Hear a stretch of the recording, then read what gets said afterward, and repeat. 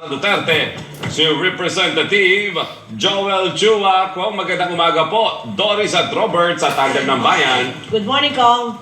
Good morning, Robert and Doris, at sa lahat po ng inyong taga-subaybay. Kung, ini-expect nyo po ba na today, ngayong araw, magsusumite, finally, makakapagsumite ang Vice President ng kanyang sagot doon sa summons na inilabas po ng Senate Impeachment Court?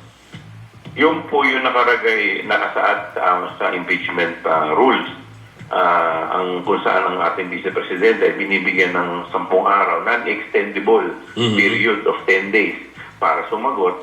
At pagkatapos po nun, kami naman ang binibigyan ng 5 araw, non-extendable period din para mag-submit ng aming reply. Kapag hindi po siya nag-submit, Congressman, at sabihin na lang nila na hindi, may iba kami ikinukonsider dito, may protest pa kami, meron kaming nakabinbin na dyan sa Korte Suprema, meron din ang inipinag-uutos ang Office of the Ombudsman, kaya hindi muna kami magpapasa ng sagot doon sa summons. Pwede ba yun? So, wini-wait po niya yung kanyang karapatan na sumagot dito po sa aming reklamo. Okay. Pagka ganyan po, Kong, magpapatuloy po ba yung trial nang hindi nakukuha o hindi naririnig ang kanyang side? Opo, dahil gano'n naman ang proseso, kaya nga po sinabi non-extendable. So, ibig sabihin, hindi nga rin po siya binibigyan ng pagkakataon na mag-extend para hindi po ma-delay ang proseso. Ganon din sa aming parte, binibigyan kami ng 5 araw para sagutin yung kanyang magiging tugon sa summon ng 5 araw para sagutin ito, non-extendable din. Pero wala rin palang palugit. Yun talaga, kumbaga fix na siya. Correct. Pero kung halimbawa lang po, hindi naman natin sinasabi with finality ito, just in case lang hindi makapagpasa, hindi sumagot doon sa summons. Hindi ba ito nagiging strategy para mabulag ang prosecution? Para din yung makita yung depensa talaga niya. Kumbaga, gugulatin na lang kayo sa trial proper. Strategy nila yan. Oo. Alam po ninyo, magiging problema niyan siyempre, pagka nagkaroon po ng trial proper, bago po mag-trial proper, baka mamaya require po ng pre-trial. So pag nagkaroon po ng mga marking of evidence, ng mga so doon naman kasi magkakabulat-latan. So kung wala naman po silang sinumito na po, ipapamarka nila. Ayun nga po. Paano? At paano kayo magre-react sa bagay na wala namang react? Normally, pag may mga pre-trial, may mga marking of evidence, ang purpose po nito para ma-prevent yung surprise. So, para lahat preparado, pag nag-proceed na po yung trial. Marking of evidence po, yan po ang mangyayari. Paano po yung lista ng mga ihaharap na ang tawag doon? Mga witnesses na mga... Kasi dito po, pagka inalaw po ng impeachment court yung pre-trial or yung pagmamarka ng mga ebidensya, pati po yung mga testigo, dyan po ilalahat po dyan kung ilan po yung mga testigo, ano yung mga purpose ng kanilang mga sasabihin. So normally, ganun po yan Okay. Para yun nga, para maiwasan yung gulatan, partner, dapat ilalatag ng maayos. Pero, kung hindi nga po siya nagbibigay o hindi siya umiimik, hindi doon lang sa hanggang kailan yung period na binigay sa kanya, doon lang kayo maghihintay. Beyond that, tuloy pa rin. Tuloy, proceed po. Papatawag po siya para mag-plea ng para mag-enter ng kanyang plea. Pero kung kailangan po bang personal o abogado lang niya ang a-appear? Well, normally po yan, dapat mas maganda kung personal. Pero kung hindi po siya a-appear o ang abogado niya, mag-i-enter na lang po na not guilty plea. Yung court mismo. Congressman, last week lumutang yung mga issue about dito ba ready kayo kapag nag-file ng motion to dismiss? Kasi yun yung lumutang last week na kung ako sabi, di ba, sabi ng tagapagsalita ng Senate Impeachment Court, kung ako, di ba, magpa-file ako ng motion to dismiss. Alam po ninyo, pagkakaalam ko sa impeachment trial, wala pong, hindi po inaalaw ang motion to dismiss. Dapat po dyan, ang nakalagay po sa atin sa Ligang Batas, sampa po ng impeachment complaint, trial shall proceed forthwith.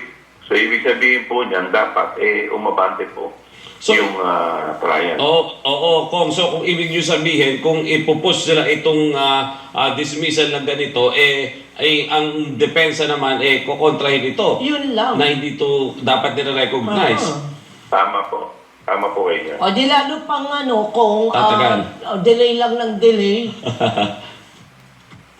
Well, alam po ninyo, basta sa amin po, ako po, paniniwala ko po, kung wala naman po talagang kasalanan, ano naman po ang kailangang harangin? At bakit po kailangan, ito nga po yung pinakamagandang oportunidad para malinis yung kanilang pangalan. Dahil po sinasabi nila na ito'y ginagawa lamang namin para sa politika, para sa kung ano-ano man, ito na yung pagkakataon para patunayan na walang kasaysa yung aming reklamo. Tama. Congressman, lagi po sinasabi ay ang prosecution panel ay patuloy sa pag-aaral, patuloy sa paghahanap ng mga ebidensya.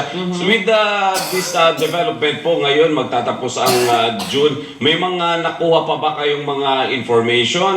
May mga nakuha pa ba kayong mga ibang detalye na questionable pa rin po talaga doon sa transaction ng Vice President at nung siya ay DepEd Secretary? Basta't kami po sa panig po namin, tuloy-tuloy pa rin po at syempre hindi mo naman po maaalis na may syempre pinag-aaralan din po namin kung ano po yung mga magiging move din po nung kabilang panig. So lahat naman po yan except syempre medyo may mga bagay po na hindi naman po namin po pwedeng i-divulge sa publiko. Opo. Sa tagal po ng paghihintay Ayan, ng publiko. sa tagal, oo. Lahat tayo noon ay hindi naman, basta gusto natin malaman kung tuloy na ba at ano mangyayari.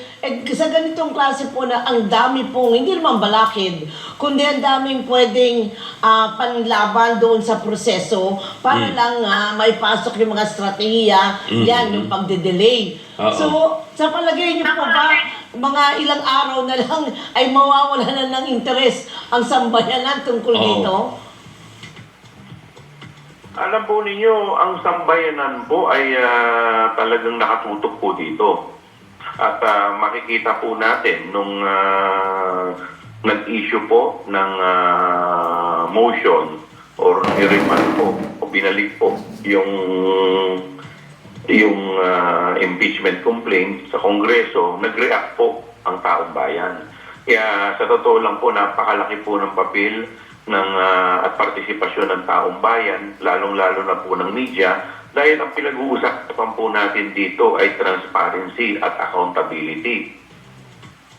Hindi po yung personality po, ang pinag-uusapan po dito, accountability at transparency. Dahil ito po pinag-uusapan natin dito ay hindi po namin pare-parehas pera. Ito po ay pera na pinaghirapan po ng taong bayan na pinagkatiwala lamang. Opo. Kaya nga po, ang taong bayan dapat maging interesado po dito. Ngayon, sinasabi po nila na ito lahat ay ibig sabihin patungo sa 2028. Alam po ninyo, unang-una po, ang 2028 ay malayo pa. Hindi nga po tayo sigurado kung sino mga kandidato dyan. Correct. Ako po, hindi naman po ako naging parte ng unit team. Hindi ko po nakasama si PBBM, hindi ko po binoto yan noong nakaraan. Hindi ko po binoto ang ating Vice Presidente. Ito po, ginagawa lamang po namin ang aming trabaho. Regardless of kung sino po ang tatamaan. Kasi po, ang taong bayan ay nakatutok po sa amin. Tama.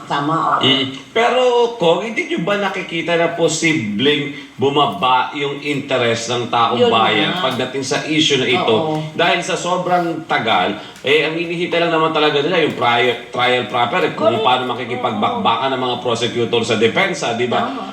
Baka sa tagal, kasi pagtawid pa natin sa 20th Congress pa ito, sa katapusan pa ng July, kung sabihin na natin yung pinakamaaga, baka wala ng interes ang taong bayan. Well, unang-una po ay nung una sinabi rin bago mag-eleksyon na baka mawala ng interes ang taong bayan. Pero nung nakita naman po natin, nung nag-react yung Senado, ang taong bayan po ay nag-react din. So So, wag din natin mamalitin ang ating mga kababayan. Napakalaki po ng papel ng media dito po sa laban na kinakaharap po namin. Okay. So, kumbaga ngayon, kung ang wait and see na naman tayo. Lalo na ngayon today, lalo na ngayon maghapon. Kasi deadline today. Oo. Tapos, syempre, sila congressman naman, magre-respond doon if ever magbigay, Kung magbigay kung nga ng sasagot. sagot. Oo. Sige, abangan di abangan natin. Puro na lang tayo abang congressman Basta kami po, talaga namang right from the very beginning, consistent naman po ang aming panawagan na simula na po ito. At kung talaga naman pong walang pagkakamali, wala naman po siguro dapat ikatakot. Okay. Sige po. Sige po, Kong. Basta i-update nyo kami. Ano tusan, congressman? Sabi